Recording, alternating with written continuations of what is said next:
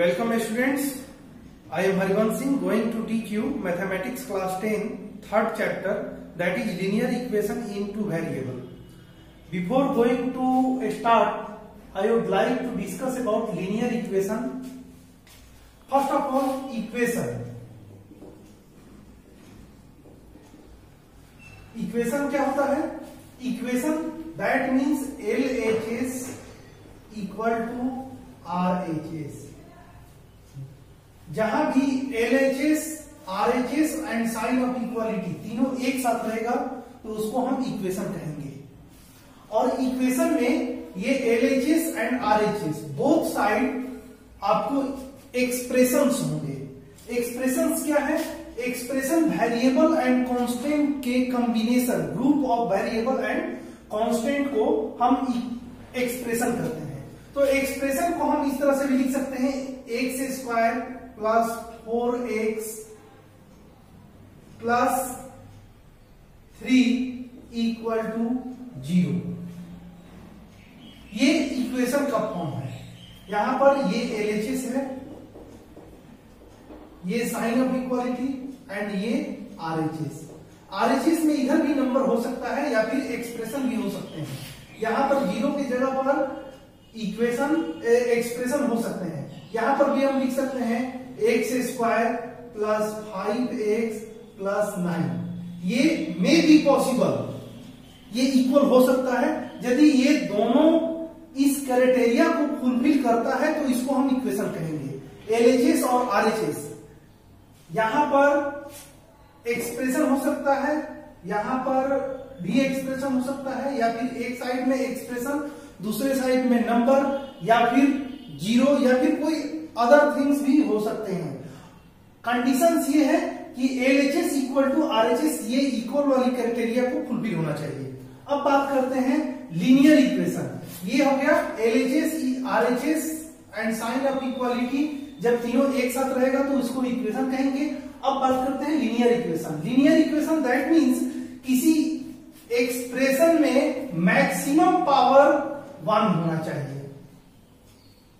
Maximum power that means variable का power maximum 1 होना चाहिए. तो x plus y equal to 5, ये एक इक्वेशन है. ये एक इक्वेशन है. अब इसमें बात कर रहे हैं x प्लस वाई. ये x प्लस वाई क्या है? एक्सप्रेशन है. इसमें आप देखेंगे तो ये x का भी पावर 1 है एंड y का भी पावर 1 है. तो जिस इक्वेशन में वेरिएबल का मैक्सिमम पावर 1 होता है उसको हम कहेंगे linear equation. And linear equation in two variable. Two variable means यहां पर वेरिएबल 2 है, x एक डिफरेंट वेरिएबल है, y एक डिफरेंट वेरिएबल है. तो ये linear equation in two variable हो गया. अब डिफिनीशंस इसका देखते हैं. लीनियर इक्वेशन का डिफिनीशंस क्या होता है? फ्रेंड्स, जब डिफिनीशंस की बात करेंगे linear equation in two variable का, तो इसको इस तरह से डिफाइन करेंगे, an equation of the form ax plus by plus c equal to 0 where a, b, c are real number, a is not equal to 0, b is not equal to 0 is called a linear equation in two variable x and y. Example, 3x minus 4y plus 2 equal to 0. जब इसको हम solve करते हैं तो इसको इस तरह से लिख सकते हैं, 3x minus 4y equal to, इस 2 को दूसरे साइड में शिफ्ट करेंगे, ये -2. और इसको जब इसको आगे कंटिन्यू जब सॉल्व करना होगा तो फिर इस तरह से ही हम सॉल्व करेंगे. स्टूडेंट्स, नेक्स्ट जो है simultaneous linear equation in two variable. अब तक जो हम डिस्कस कर रहे थे लीनियर इक्वेशन, अब लीनियर इक्वेशन का 2 पेयर होगा और दोनों एक दूसरे के x एंड y का वैल्यू जब सेटिस्फाइड करेगा उसको simultaneous linear equation of two variable कहेंगे. इसका डिफिनीशन इस तरह से है, two linear equation in two unknowns x and y are said to form a system of simultaneous linear equation if each of them is satisfied by the same pair of values of x and y. यहां पर हम 2 equation लिखे हैं. Example के लिए x plus y equal to 10, ये first equation है.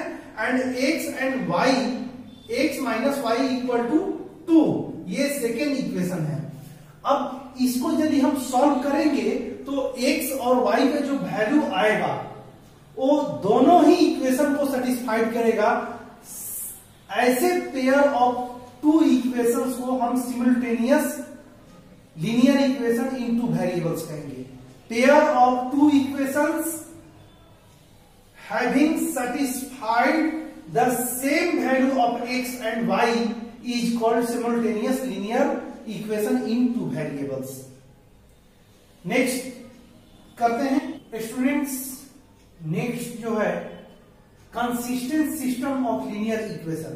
Consistent system of linear equation होता है दो पेयर ऑफ इक्वेशंस लेंगे, उसको आगे सॉल्व करने से आपको x एंड y का वैल्यू एटलीस्ट एक x का वैल्यू और एक y का वैल्यू होगा, उसको कंसिस्टेंट लीनियर ऑफ इक्वेशंस कहेंगे।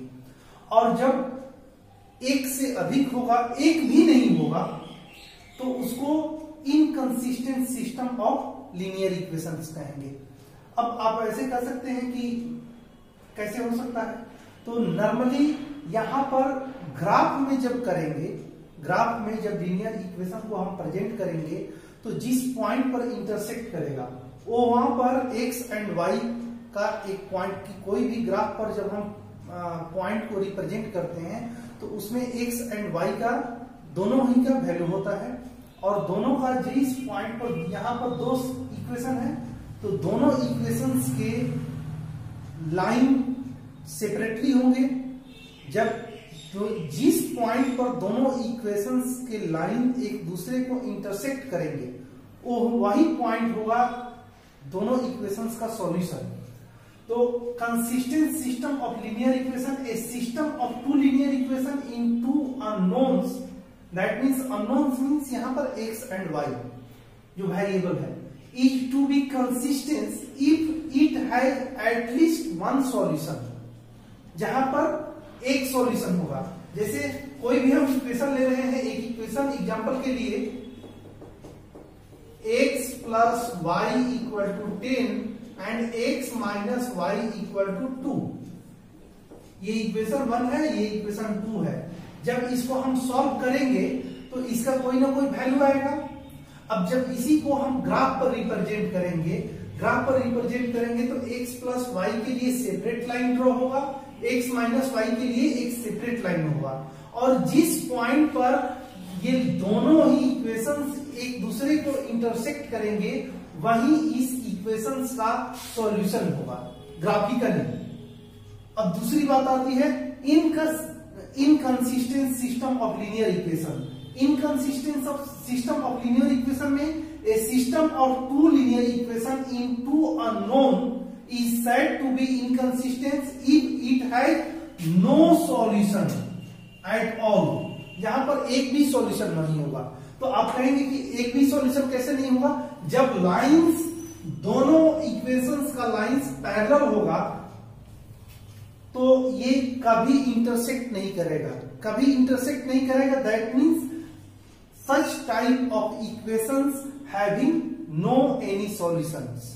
स्टूडेंट्स, इक्वेशंस को ग्राफिकली रिप्रेजेंट करने के लिए इसको आगे पहले थोड़ा सा हम देख लेते हैं, इसको समझने की कोशिश करते हैं कि इसको ग्राफिकली रिप्रेजेंट कैसे करते हैं। अभी जो है इसको कंसिस्टेंस और इनकंसिस्टेंस जो डिस्कस कर रहे थे इससे पहले वाले में टॉपिक में, तो इस वो भी यहाँ पर क्लियर होगा। तो यहाँ पर हम दो इक्वेशंस ले रहे हैं। इक्वेशंस, पहला इक्वेशन ले रहे हैं a1x plus b1y plus c1 equal to 0, ये फर्स्ट इक्वेशन हो गया। सेकेंड इक्वेशन हम ले रहे हैं a2x plus b2y plus c2 equal to 0, ये सेकेंड इक्वेशन हो गया। अब ये फर्स्ट इक्वेशन से कोई ना कोई सॉल्यूशन आएगा, कोई ना कोई मीनिंग आएगा, इसको रिप्रेजेंट करेंगे नंबर लाइन पर। तो यहां पर हम एक ग्राफ पर ड्रॉ कर ले रहे हैं। x इस साइड में x डैश, ऊपर y, नीचे y डैश, ये 0 पर इंटरसेक्ट कर रहा है। हम ये मान करके चल रहे हैं कि अभी इधर ही होगा क्योंकि स्पेस की कमी है, और ग्राफ में जब इसको बनाएंगे तो पूरा डिटेल्स में आप इसको करेंगे हम ये मान करके चल रहे हैं कि पहला इक्वेशन से जो लाइन ड्रॉ होगा इसको हम L1 कर रहे हैं, इसका नाम दे रहे हैं L1 जो आया फर्स्ट इक्वेशन का जो 3 पॉइंट होगा उसको इंटरसेक्ट करेंगे, या 2 पॉइंट होगा उसको एक लाइन में ड्रॉ करेंगे। तो ये L1 जो हुआ ये इक्वेशन 1 से हुआ, और इक्वेशन 2 से एक और लाइन ड्रॉ करेंगे जो L2 होगा। अब ये L1 एंड L2 एक पॉइंट पर इंटरसेक्ट कर रहा है, इस पॉइंट पर। तो ग्राफ में कहीं भी पॉइंट को हम रिप्रेजेंट करते हैं तो वहां पर उसको किसी पॉइंट को हम x और y से रिप्रेजेंट करते हैं। तो इसका एक सॉल्यूशन होगा जब दो इक्वेशन दोनों का लाइन एक पॉइंट पर इंटरसेक्ट करेगा, तो जिस पॉइंट पर इंटरसेक्ट करेगा that is the solution of simultaneous linear equations. इसको इस तरह से लिख सकते हैं, और ये जिस पॉइंट पर इंटरसेक्ट किया है हम मान लेते हैं कि ये पॉइंट जो है x के जगह पर अल्फा है और y के जगह पर बीटा है। तो ये इसको क्या लिखेंगे, ये फर्स्ट केस है, फर्स्ट कंडीशन है, when the line L1 and L2 intersect at a point then x equal to alpha and y equal to beta is the unique solution of the given equation. That means ये unique solution है, ये first case है। Second condition क्या होता है, second condition को हम देखते हैं। Second condition students might be possible, second condition equation सही रहेगा, ऐसा पॉसिबल है कि लाइन L इक्वेशन 1 के लिए जो लाइन होगा इसी लाइन पर सेम लाइन होगा इक्वेशन 2 का, L1 एंड L2।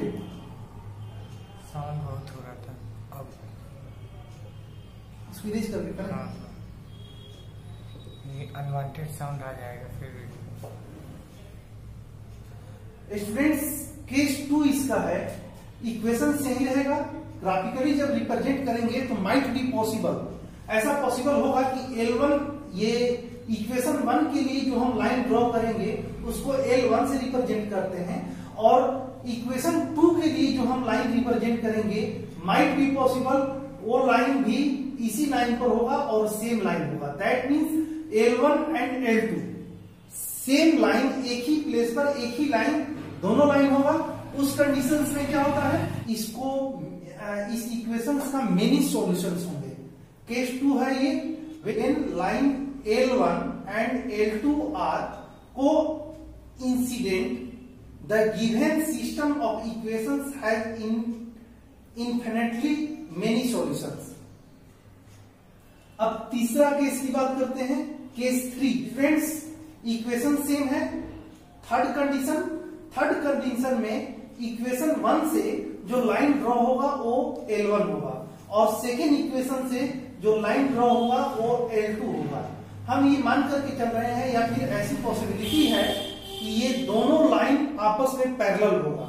इस कंडीशंस में ये पेयर ऑफ इक्वेशंस का कोई भी सॉल्यूशन नहीं हो पाएगा। कंडीशंस है when the line L1 and L2 are parallel, in this case there is no common solution of given system of equation. Thus in this case this given system is inconsistence.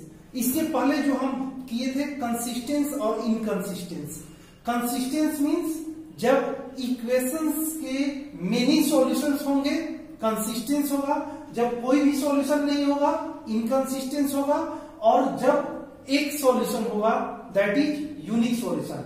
इस graphical method में 3 conditions है। First conditions है unique solution.